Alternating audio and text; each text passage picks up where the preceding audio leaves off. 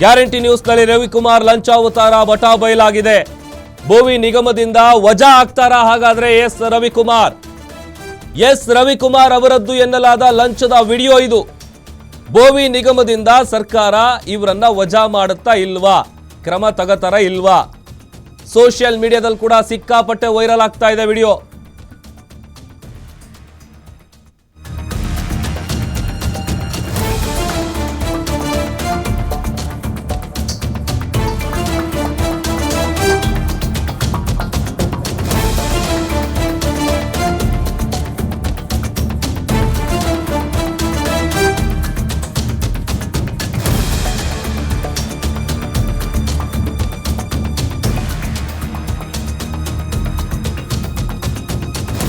ರವಿಕುಮಾರ್ದು ಎನ್ನಲಾದ ಲಂಚದ ವಿಡಿಯೋ ಬಟಾ ಬಯಲಾಗಿದೆ. ಗ್ಯಾರಂಟಿ ನ್ಯೂಸ್ನಲ್ಲಿ ರವಿಕುಮಾರ್ ಲಂಚಾವತಾರದ ವಿಡಿಯೋ, ಆತನ ಕರ್ಮಕಾಂಡವನ್ನ ಎಕ್ಸ್ಪೋಸ್ ಮಾಡಿದೆ ನಿಮ್ಮ ಗ್ಯಾರಂಟಿ ನ್ಯೂಸ್.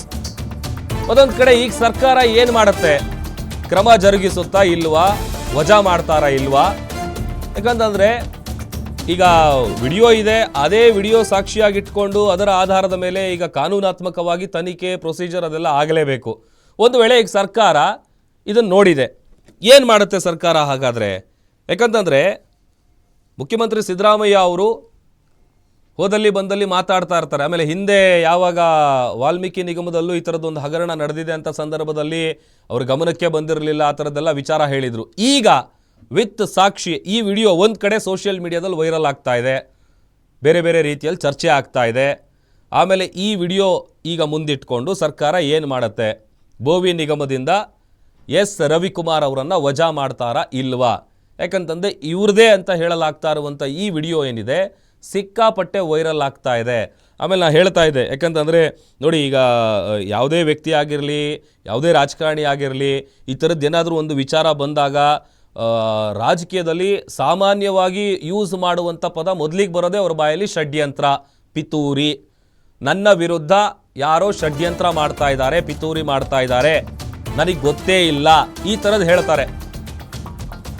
ನೋಡಿ, ವಾಲ್ಮೀಕಿ ನಿಗಮದಲ್ಲಿ ನಡೆದಿದೆ ಹಗರಣ, ಆದರೂ ಕೂಡ ಸರ್ಕಾರ ಇನ್ನೂ ಬುದ್ಧಿ ಕಲ್ತಿಲ್ಲ. ಸಚಿವ ಬಿ ನಾಗೇಂದ್ರ ಅವರ ತಲೆದಂಡ ಆಗಿತ್ತು. ಬಹುಕೋಟಿ ಹಗರಣದಲ್ಲಿ ಇಡೀ ಸರ್ಕಾರವೇ ಅಲ್ಲಾಡಿ ಹೋಗಿತ್ತು. ಪ್ರತಿಪಕ್ಷಗಳ ಭಾರೀ ಟೀಕೆಗೆ ಗುರಿಯಾಗಿತ್ತು ಕಾಂಗ್ರೆಸ್ ಸರ್ಕಾರ. ವಾಲ್ಮೀಕಿಗೆ ಒಂದು ರೀತಿ ಕಪ್ಪು ಚುಕ್ಕೆ ಏನಾಗಿತ್ತು, ಇನ್ನೂ ಕೂಡ ಇದರಿಂದ ಬುದ್ಧಿ ಕಲ್ತಿಲ್ಲ. ಮತ್ತೀಗ ಭೋವಿ ನಿಗಮದಲ್ಲಿ ಭಾರೀ ಲಂಚಾವತಾರ ಬಟಾ ಬಯಲಾಗಿದೆ. ಪರ್ಸೆಂಟೇಜ್ ಹಗರಣದಲ್ಲಿ ಮತ್ತೊಂದು ತಲೆದಂಡ ಆಗೋದು ಫಿಕ್ಸ್. 50% ಲಂಚಾವತಾರಕ್ಕೆ ನಿಗಮದ ಅಧ್ಯಕ್ಷನ ತಲೆದಂಡ ಆಗತ್ತೆ. ವಾಲ್ಮೀಕಿ ಹಗರಣದಿಂದ ಇನ್ನೂ ಕೂಡ ಸರ್ಕಾರ ಬುದ್ಧಿ ಕಲ್ತಿಲ್ಲ. ಯಾಕಂತಂದ್ರೆ ನೋಡಿ, ಏನಾದರೂ ಒಂದು ಸ್ವಲ್ಪ ವಿಚಾರ ಸಿಕ್ಕಿದ್ರೆ ಸಾಕು ವಿಪಕ್ಷಗಳಿಗೆ, ಸರ್ಕಾರದ ವಿರುದ್ಧ ಮುಗಿಬೀಳ್ತವೆ. ಆದರೆ ಒಬ್ಬ ಅಧಿಕಾರಿ ಸೂಸೈಡ್ ಮಾಡ್ಕೊಂಡಿದ್ದಾಯಿತು, ಆಮೇಲೆ ಬಿ ನಾಗೇಂದ್ರ ಅವರ ತಲೆದಂಡ ಆಗಿದ್ದಾಯಿತು. ಇಷ್ಟೆಲ್ಲ ಆದರೂ ಕೂಡ ಸರ್ಕಾರ ಇನ್ನೂ ಬುದ್ಧಿ ಕಲ್ತಿಲ್ಲ.